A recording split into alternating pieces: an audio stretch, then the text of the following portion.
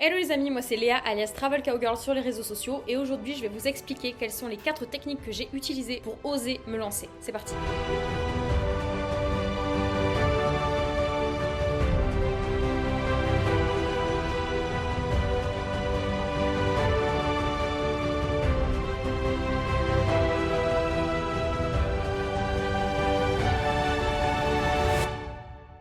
Alors la plupart du temps, en fait, quand on n'ose pas se lancer dans un nouveau projet, dans une nouvelle relation, etc., c'est parce qu'en fait, on a la peur qui nous paralyse, tout simplement.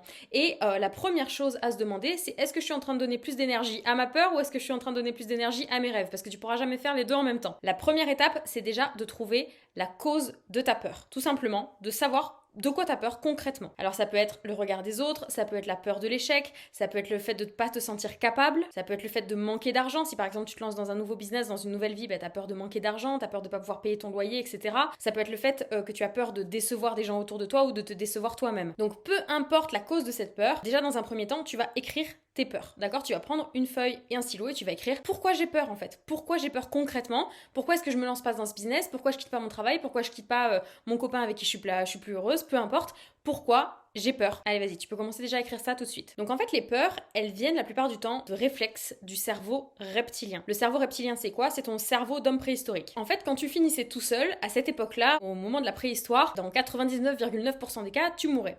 Et donc, on a développé, chez l'être humain en tout cas, des peurs irrationnelles aujourd'hui, mais qui étaient rationnelles à l'époque, qui nous ont permis de survivre à l'époque, qui te font avoir des réflexes aujourd'hui qui n'ont plus lieu d'être en fait dans la société dans laquelle on est aujourd'hui. Surtout en fait, si tu regardes ce type de vidéo et que tu es dans un pays comme en France où il n'y a pas forcément de guerre, où on peut quand même plus ou moins manger à sa faim avec un toit sur la tête, la plupart du temps on n'est quand même pas en danger de mort. Parce qu'en fait ce cerveau reptilien il essaye de te protéger de la mort. Donc en fait tu vas avoir peur d'être rejeté de la tribu, d'accord, de la tribu avec laquelle tu étais en tout cas à l'époque. Et aujourd'hui en fait on a encore des réflexes comme ça. Tu vas avoir peur par exemple du regard des autres parce que si tu fais des choses différemment, si tu es pas comme tout le monde, et ben c'est comme si tu étais rejeté de la tribu et donc viscéralement tu vas ressentir de la peur du rejet parce qu'en fait au fond de toi, même si c'est complètement inconscient, et ben t'as peur de la mort, t'as peur d'être tout seul. Tu peux avoir aussi peur de l'échec parce que ça montrerait que t'es pas, par exemple, un super guerrier et qu'à l'époque, c'était les super guerriers qui pouvaient s'accoupler, qui pouvaient créer leur famille, fonder leur famille et qui créaient de la sécurité.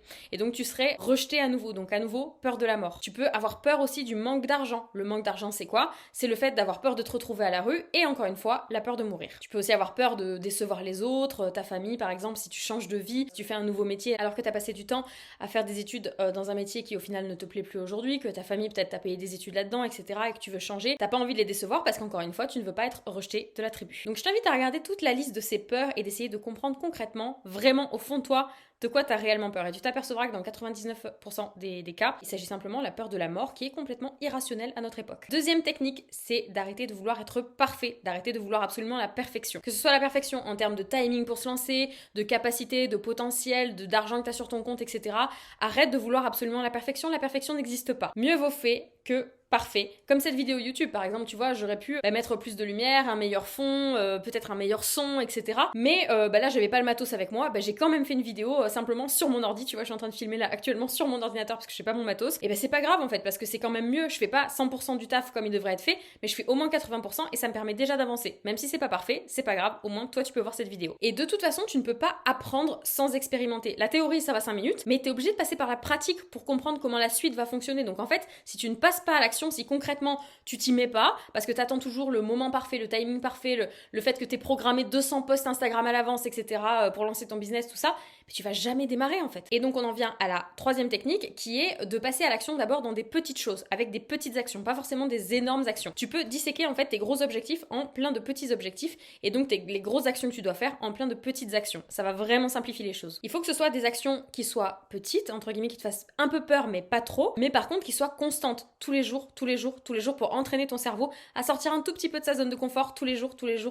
Et au fur et à mesure, tu vas te sentir de plus en plus confiant. Ça va prendre du temps, c'est un processus qui prend du temps, mais c'est impératif si vraiment tu veux oser te lancer. Par exemple, plutôt que de lancer un énorme compte Instagram avec une énorme formation, etc., si ton but en tout cas, par exemple, c'est d'être coach sur Instagram, tu peux commencer simplement en faisant une story de temps en temps où tu te montres sur ton compte perso Instagram, juste en faisant comme ça des petites actions. Parce que faire des formations, lire des livres, écouter des podcasts, c'est génial. Franchement, c'est super déjà que tu fasses ça.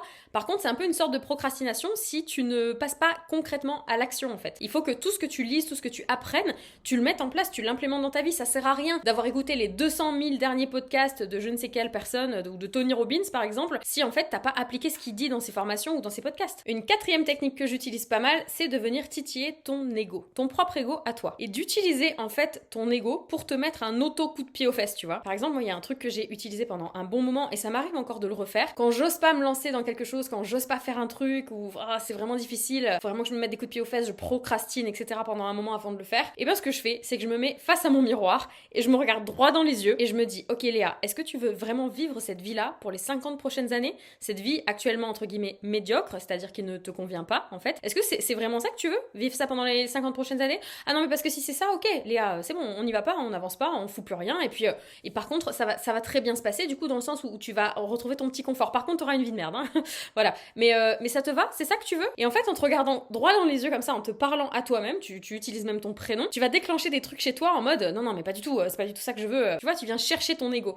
Et moi c'est une des techniques que j'utilise et qui fonctionne sur moi en tout cas. Voilà, j'espère que cette vidéo t'a plu et t'aura permis de trouver des idées pour oser passer à l'action. Je sais que c'est jamais facile au début, mais en tout cas si tu fais rien, il y a une chose qui est sûre, c'est qu'il se passera rien. Tu peux nous dire en commentaire, toi, tes techniques à toi, c'est quoi? Quand t'oses pas y aller, qu'est-ce que tu fais? Quel est le petit truc qui fait que tu arrives à passer à l'action? Ça peut être des mots que tu dis, des choses que tu fais, des actions, peu importe. Vraiment, mets-le nous en commentaire, ça pourra aider pas mal de monde sur la communauté. Tu peux également t'abonner à ma chaîne YouTube. Je te dis à très vite, belle réussite, beau passage à l'action. Ciao.